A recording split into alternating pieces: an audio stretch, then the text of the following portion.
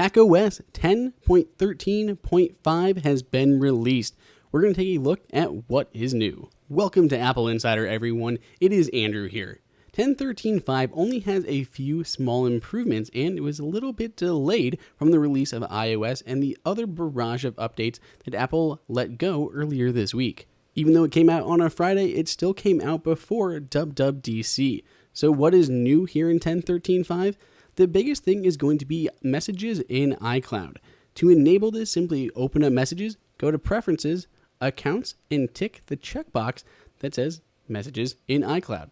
When enabled, all of your messages are stored in iCloud, which frees up a lot of space on your Mac, but it does take up some of your iCloud storage. It now keeps everything more in check than ever. Anytime a message is deleted on one platform, it's deleted on the other. It works really, really nicely. And especially when you set up a new Mac or a new iPhone, new iPad, all of your history is going to be there, including any attachments.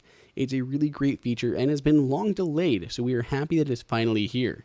To really get the most of it, not only do you need 10.13.5 on your Mac, but you need iOS 11.4 on your iPhone or your iPad. Another really small change that we saw here with 10.13.5 is that a few people we've heard with eGPUs are reporting very, very slight increases to frame rates while playing games. This new frame rate increase is nothing to write home about, but as eGPU support is still very new on the Mac, we are thrilled with any increase in performance whatsoever. So that pretty much covers what is new in 10.13.5.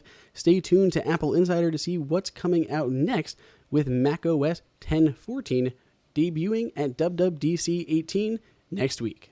If you enjoyed this video, like it and hit that subscribe button. Also, check out our price guide, which makes it extremely easy to find the best deals on Apple products updated daily. Be sure to follow us on social media, and we'll see you in the next video.